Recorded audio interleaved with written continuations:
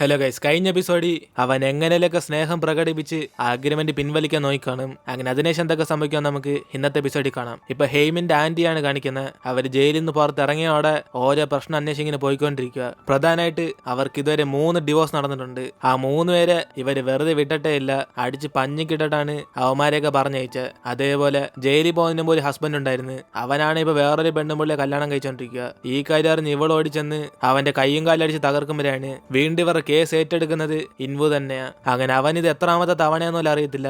ഇവരുടെ ബ്ലഡ് ഒക്കെ ഇരിക്കുന്നുണ്ട്. അവന് ഹോസ്പിറ്റലിലേക്ക് വിളിക്കുമ്പോഴാണ് ആ ബ്ലഡ് ഇവരുടെ അല്ല, ആ ചതിച്ചവന്റെ ആന്ന് പറയും. അതോടെ ഇൻവു മൊത്തത്തിൽ പേടിച്ചു ഇവിടെ. അതിനുശേഷം അവന് വീട്ടിലേക്ക് ചെല്ലുമ്പോഴാണ് അപ്പൂപ്പൻ ആകെ പേടിക്കുന്ന ഇവരെ കണ്ടാലാന്ന് തോന്നുന്നു. അങ്ങനെ ഫുഡ് കഴിക്കാൻ വന്നൂടെ എന്ന് പറഞ്ഞ് ആന്റി ഉണർത്തുമ്പോഴാണ് അവരാണ് ദേഷ്യപ്പെടും, വീണ്ടും ഇവരെ പിടിച്ച് ജയിലിലാക്കാൻ വന്നേക്കുവാണെന്ന്. അപ്പോഴാണ് അപ്പൂപ്പനും ഒരു പാവപ്പെട്ട സ്ത്രീ അങ്ങനെ അടിച്ച് തെറ്റല്ലേ എന്ന് അദ്ദേഹത്തിന്റെ ഗേൾഫ്രണ്ടിനെ സപ്പോർട്ട് ചെയ്യുമ്പോഴാണ് ആന്റിയാണ് ഇത് കേട്ട് കട്ടക്കലിപ്പാകും. ആ പെണ്ണുമ്പിള്ളയുടെ മുടി പിടിച്ച് വലിക്കാതെ ആ തല ഒറ്റരടിച്ച് അങ്ങ് തീർത്ത് കളയണമെന്ന്. അങ്ങനെ ഉള്ള ദേഷ്യമെല്ലാം തീർത്തിട്ട് മിക്കാറ് ആ പെണ്ണുമ്പിള്ള നമ്മുടെ സ്വത്തെല്ലാം അടിച്ചോണ്ട് വന്ന് ഇവരെവിടെ നിന്ന് ശബ്ദം ഉണ്ടായിക്കൊണ്ടിരിക്കും. അപ്പോഴാണ് അപ്പൂപ്പന് ഇതെല്ലാം കേട്ടിട്ട് ഒന്ന് പോടി, അവക്ക് നമ്മുടെ ഒരു പൈസയും വേണ്ട, കൂടാതെ നമ്മുടെ ഫാമിലി രജിസ്റ്ററിൽ തന്നെ അവളുടെ പേര് രജിസ്റ്റർ ചെയ്യേണ്ടെന്നാ പറഞ്ഞ. ഇത്രയ്ക്ക് നല്ല ക്യാരക്ടറാണ് അവള്. എന്നിനെ ഇദ്ദേഹം സപ്പോർട്ട് ചെയ്യുമ്പോഴാണ് ഇത് കേട്ട ആന്റിയും അവർക്ക് ഇതൊന്നും തന്നെ ആവശ്യമില്ലെങ്കിൽ അപ്പൊ എന്തോ വലിയ പ്ലാൻ ഉണ്ടെന്ന് അവര് പറയും. കൂടാതെ അവരെയൊക്കെ വിളിച്ചോണ്ട് നടക്കുന്ന അച്ഛൻ എന്തോ റിച്ച് ആയിട്ടുള്ള ഐറ്റം ആണെന്ന് അപ്പൂപ്പനെ അങ്ങ് ഡാമേജ് ചെയ്തങ്ങ് വിടും. അതിനുശേഷം അപ്പൂപ്പനും ഇനി ആന്റി പറഞ്ഞ പോലെ ഇവൾക്കൊല്ലം പ്ലാൻ ഉണ്ടോന്ന് പറഞ്ഞ് അവരുടെ ചെസ് കളിച്ചോണ്ടിരിക്കുമ്പോഴാണ് ആദ്യം അപ്പൂപ്പനായിരിക്കും കുറെ ജയിച്ചോണ്ടിരിക്കുന്നത്.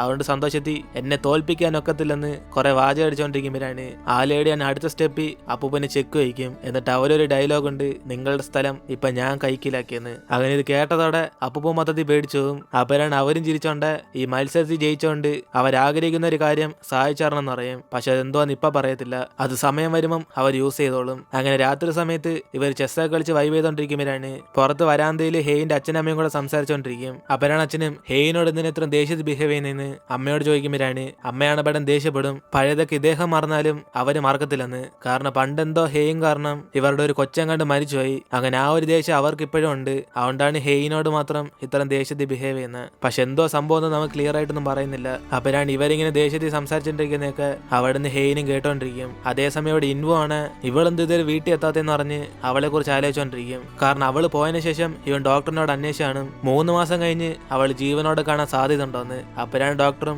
ചില കേസിലൊക്കെ ഒട്ടും വിചാരിക്കാത്ത പോലെ മിറാക്കിളൊക്കെ സംഭവിച്ചിട്ടുണ്ടെന്ന്. അങ്ങനെ എന്തെങ്കിലും മിറാക്കിൾ സംഭവിക്കുകയാണ് അവൾ കുറെ വർഷം ജീവിച്ചോന്ന് പറയുമ്പോഴാണ് ഇത് കേട്ടതോടെ അളിയെ മൊത്തത്തിൽ പേടിച്ചു പോകും. കാരണം അവന്റെ ആകെയുള്ളൊരു ഹോപ്പ് ഈ 3 മാസമാണ് ഈ ലൈഫിൽ നിന്ന് രക്ഷപ്പെടാൻ. പക്ഷെ ഇങ്ങനെ ടിസ്റ്റ് ഇറക്കിയതോടെ അവൻ ഗൂഗിളിലൊക്കെ തപ്പിക്കൊണ്ടിരിക്കും. സത്യത്തിൽ ആ ഡോക്ടർ പറഞ്ഞ പോലെ വല്ല മിറാക്കിൾ സംഭവിച്ചിട്ടുണ്ടോന്ന്. അപ്പോഴാണ് ചില പേഷ്യന്റ് ഒക്കെ ഇത്ര റെയർ ആയിട്ടുള്ള ഡിസീസ് ഉണ്ടായിട്ടും അടുത്ത ദിവസം എഴുന്നേറ്റ് നോക്കുമ്പോൾ ആ ഡിസീസ് പൂർണ്ണമായിട്ട് മാറിയതായിട്ട് പറഞ്ഞാണ്. അങ്ങനെ ഇതൊക്കെ വായിച്ചു നോക്കുമ്പോൾ അവന് ഭയങ്കര ഷോക്കായിരിക്കും. ഇനി ഒരു പക്ഷേ ഇതേപോലെ മിറാക്കിളൊക്കെ ഇവൾക്ക് സംഭവിക്കുമെന്ന്. അങ്ങനെ അവനത് ഓരോന്നൊക്കെ വായിച്ചു പോയിക്കൊണ്ടിരിക്കുമ്പോഴാണ് ഒരു ഘട്ടത്തിൽ അവൻ കടന്നുറങ്ങിപ്പോകും. അപ്പോഴാണ് അവിടേക്ക് വരുന്ന ഹെയിൻ ഇത് കണ്ടിട്ട് അവന്റെ അടുത്തേക്ക് വന്നിട്ട് അവൻ ഉണർത്താൻ വേണ്ടി പോകും. അപ്പോഴാണ് അവള് ഇവൻ ലാപ്ടോപ്പിൽ സെർച്ച് ചെയ്തോണ്ടിരുന്ന എല്ലാം കാണുന്നത്. അങ്ങനെ അവള് എന്തോ സംഭവം പറഞ്ഞ് നോക്കുമ്പോഴാണ് അവൻ ഗൂഗിളിലൊക്കെ സെർച്ച് ചെയ്ത് വെച്ചേക്കും ഇവളുടെ അസുഖം പെട്ടെന്ന് തന്നെ മാറുമെന്ന് പറഞ്ഞ്. അങ്ങനെ ഇവൻ ഇങ്ങനെയൊക്കെ സെർച്ച് ചെയ്ത് കണ്ട് അവള് തെറ്റിയിരിക്കും ഇവളോടുള്ള സ്നേഹം കാരണം അവൻ ഇങ്ങനെയൊക്കെ സെർച്ച് ചെയ്ത് വെച്ചേക്കുവാന്ന്. പക്ഷെ സത്യം 3 മാസത്തിൽ മരിക്കില്ലെന്ന് കൺഫേം ചെയ്യാൻ വേണ്ടിയാ അവൻ ഇതൊക്കെ തപ്പി നോക്കിയത്. അപ്പോഴാണ് അവനും പെട്ടെന്ന് ഉറക്കത്തിൽ നീക്കുമ്പോൾ ഇവൾ വന്നേക്കുന്നുണ്ട്. അവനും ചെറുതായിട്ട് പേടിച്ചു പോകും. അപ്പോഴാണ് അവളും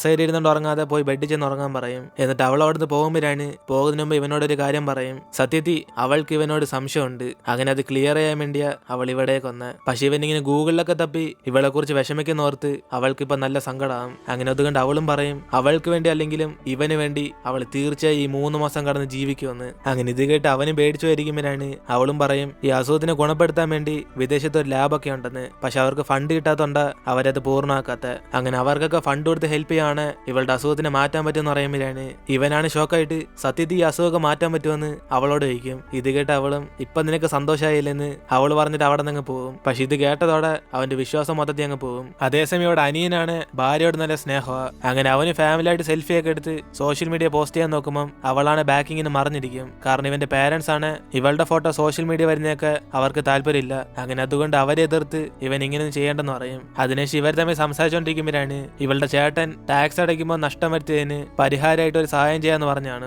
അതായത് ഒരു നമ്പർ 1 ബിസിനസ്മാൻ ഉണ്ട്, അങ്ങേരുടെ പേര് ഡേവിഡ്. അദ്ദേഹത്തിന്റെ ഒരു പുതിയ ബ്രാഞ്ച് ഇപ്പൊ കൊറിയയിൽ വന്നേക്കുക. അതുകൊണ്ട് അങ്ങേരായിട്ട് ഡീൽ ചെയ്യാൻ വേണ്ടി ഇവളുടെ ചേട്ടൻ സഹായിക്കുമെന്ന് പറയും. അതിനുശേഷം അടുത്ത ദിവസം ആ നമ്പർ 1 ബിസിനസ്മാൻ ഡേവിഡും കൊറിയയിലേക്ക് വരും. അങ്ങനെ അദ്ദേഹത്തിനെ കാണാൻ വേണ്ടി കുറെ ബിസിനസ്സുകാരോട് വന്നേക്കും. അതിൽ നമ്മുടെ ഹെയിനും കാണും. അങ്ങനെ അവൾ അകത്തേക്ക് കയറി ചെല്ലുമ്പോഴാണ് ഇവളുടെ കൂടെ കോളേജ് പഠിച്ച ഒരു പെങ്കൊച്ചും ഇവളെ തടഞ്ഞു നിർത്തും. കാരണം ഇപ്പോ ഇവരുടെ എനിമീസിനെ പോലെ ഹെയിനെ പോലെ തന്നെ അവൾക്ക് സ്വന്തമായിട്ട് ഒരു ഡിപ്പാർട്ട്മെന്റ് സ്റ്റോർ ഉണ്ട്. അങ്ങനെ ഹെയിൻ ഒറ്റയ്ക്ക് വന്നേക്കുന്നുണ്ട്.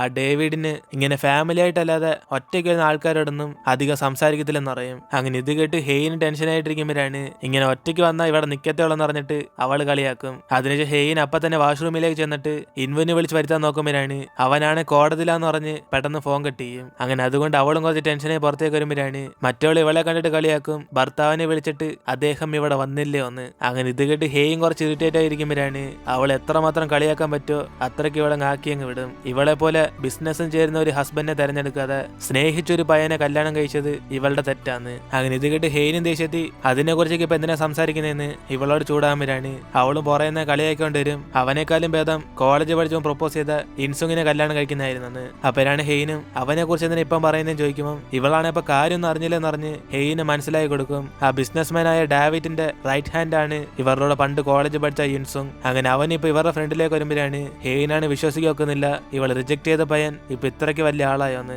അങ്ങനെ അതുകൊണ്ട് അവൾ വീണ്ടും അവനോട് സംസാരിച്ച് കൈക്കലാക്കാൻ നോക്കുമ്പോഴാണ് ഇവൻ എന്താ നാട്ടിൽ എത്തിയിട്ട് ഇവളെ ഫോൺ വിളിച്ച് പറയാത്തെന്ന് അറിയും. അപ്പോഴാണ് അവനും അവസാനമായിട്ട് ഇവളല്ല ഇനി മേലെ കോണ്ടാക്ട് പോലും ചെയ്തോല്ലെന്ന് ഇവളെ ദേഷ്യത്തിൽ ബിഹേവ് ചെയ്ത കാര്യമൊക്കെ പറയും. പക്ഷെ അവൾ കുറെ ആക്ട് ചെയ്യും അവൾ ഇങ്ങനെയൊക്കെ പറഞ്ഞായിരുന്നോന്ന്. പക്ഷെ അവന്റെ റിയാക്ഷൻ മാറാത്തോണ്ട് അവൾ അവസാനം സമ്മതിക്കും അന്ന് ഇവന്റെ കുരുത്തേക്കേട് കാരണം അവൾ അങ്ങനെയൊക്കെ പറഞ്ഞെന്ന്. അതിനുശേഷം അവൾ നേരിട്ട് വിഷയത്തിലേക്ക് വരും. ഇവളുടെ ഡിപ്പാർട്ട്മെന്റ് സ്റ്റോറിലേക്ക് ഇവരുടെ ഫേമസ് ആയ ബ്രാഞ്ച് വരണമെന്ന്. കാരണം ഇവന് ഡേവിഡായിട്ട് നല്ല ക്ലോസ് ആയതുകൊണ്ട് അവനിനെ സഹായിക്കുമെന്ന് ചോദിക്കുമ്പോഴാണ് അവനും പെട്ടെന്ന് ഞാൻ എന്തിനെ വെറുതെ സഹായിക്കണമെന്ന് അവളോട് ചോദിക്കും. അതിനുശേഷം ആ ഡേവിഡും ഓരോ ആൾക്കാരെ കണ്ട് സംസാരിച്ചുകൊണ്ടിരിക്കുമ്പോഴാണ് ഇവൾ ഒറ്റയ്ക്കായതുകൊണ്ട് ഇൻവിന് മെസ്സേജ് ചോദിച്ചോണ്ടിരിക്കും ഇവൻ എപ്പോഴും എവിടേക്ക് വരുന്നതെന്ന്. അതേസമയം മറ്റേ കൂടെ പഠിച്ച പെങ്കൊച്ചും ഇവളെ കണ്ട് ചിരിച്ചോണ്ടിരിക്കുമ്പോഴാണ് പെട്ടെന്ന് ആ സമയം തന്നെ ഇൻവു അവിടേക്ക് മാസമായിട്ട് നിൽക്കും. അങ്ങനെ അവൾ അദ്ദേഹത്തോട് ഇൻവുനെയൊക്കെ പരിചയപ്പെടുത്തിയിട്ട് മറ്റവൾ നോക്കി ഷോ കാണിച്ചോണ്ടിരിക്കും. അപ്പോഴാണ് ഇവനെ കാണുമ്പോൾ യുൻസിങ്ങിന് ചെറുതായിട്ട് ജലസ് ആകും. അതിനുശേഷം ആ ബിസിനസ്മാൻ അവിടെ നിന്ന് പോകുമ്പോഴാണ് ഇവൾ അവനെ നോക്കുമ്പോൾ അവൻ കുറെ ഇങ്ങനെ ദീർഘശ്വാസം എടുത്തോണ്ടിരിക്കും. കാരണം കോടതിയിൽ നിന്ന് ഇറങ്ങി അപ്പൊ തന്നെ അവൻ ഇവിടേക്ക് നിൽക്കുക.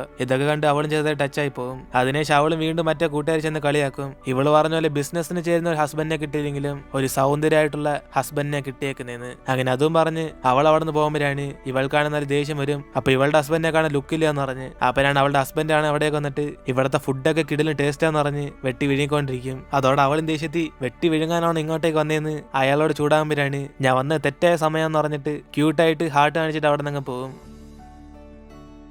അതിനുശേഷം ഇവിടെ ഇൻവു ഒറ്റയ്ക്ക് നിൽക്കുമ്പോഴാണ് ഇത് കണ്ട് യുൻസുങ് അടുത്തേക്ക് വന്നിട്ട് അവനെ വെറുപ്പിക്കാൻ വേണ്ടി നോക്കും. നിന്റെ ഭാര്യയുടെ കൂടെ ഞാൻ ഒരുമിച്ച് പണ്ട് കോളേജിൽ പഠിച്ച ഞങ്ങൾ തമ്മിൽ നല്ല റിലേഷനൊക്കെ ഉണ്ടായിരുന്നു, കൂടാതെ എനിക്ക് അവൾ ഇഷ്ടമായിരുന്നു എന്നിട്ട് ഇവനും കുറച്ച് വെറുപ്പിക്കാൻ നോക്കുമ്പോഴാണ് ഇത് കേട്ട് അവനൊരു മാറ്റവും വരുത്തില്ല.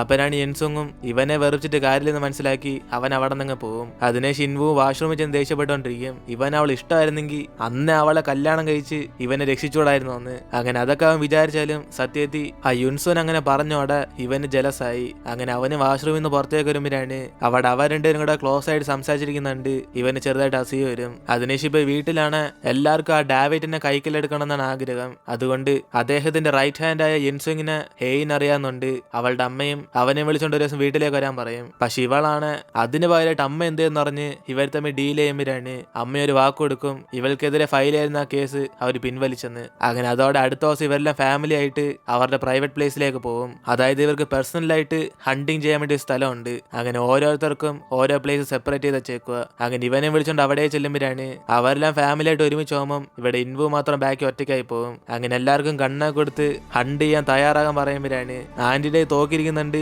അലീന അങ്ങ് പേടിച്ചു പോകും. ഇവർ അബദ്ധവശ അപ്പൂപ്പന്റെ ഗേൾഫ്രണ്ട് എല്ലാം ഷൂട്ട് ചെയ്ത് കൊല്ലുമെന്ന് പറഞ്ഞ് അവൻ അവരെ ഡൈവേർട്ട് ചെയ്ത് അവിടെ നിന്ന് വിളിച്ചോണ്ട് പോകും. അങ്ങനെ ഇവരെല്ലാം അവരുടെ സ്ഥലത്തേക്ക് പോകുന്നതിന് മുമ്പേ ആദ്യം അപ്പൂപ്പനും ദൂരെ ഒരു താറാവിനൊക്കെ ഷൂട്ട് ചെയ്ത് കാണിക്കും. പക്ഷെ അതൊന്നും തന്നെ കറക്റ്റ് ആയിട്ട് കൊള്ളത്തില്ല.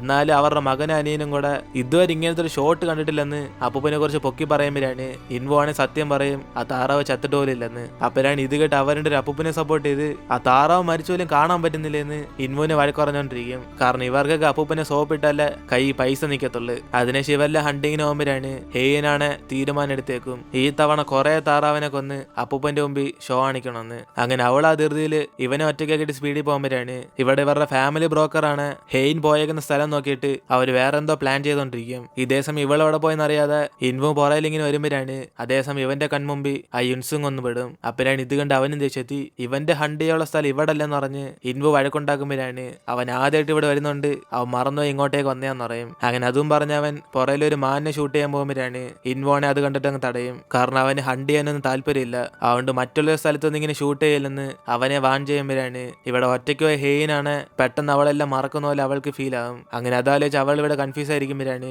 ഇവളുടെ കൺമുമ്പിൽ ഒരു കാട്ട് വന്ന് ഇങ്ങനെ സ്പീഡ് ഓടി വരും. ഇതോടെ അവള് മരിച്ചെന്ന് അറിഞ്ഞിരിക്കുമ്പോഴാണ് പെട്ടെന്ന് ഇവളുടെ ശബ്ദം കേട്ട് ഇൻവോ വന്നിട്ട് അതിനെ ഷൂട്ട് ചെയ്താൽ കൊല്ലും. അങ്ങനെ അതോടെ നമ്മളുടെ ഇന്നത്തെ എപ്പിസോഡ് എടുത്തിരുന്ന് വീഡിയോ ഇഷ്ടപ്പെട്ട വീഡിയോ ലൈക്ക് ചെയ്തിട്ട് മറക്കാതെ നിങ്ങളുടെ ഫ്രണ്ട്സിനും കൂടെ ഷെയർ ചെയ്യുക. സോ ഇനിയിപ്പോൾ നമുക്ക് അടുത്ത എപ്പിസോഡിൽ കാണാം.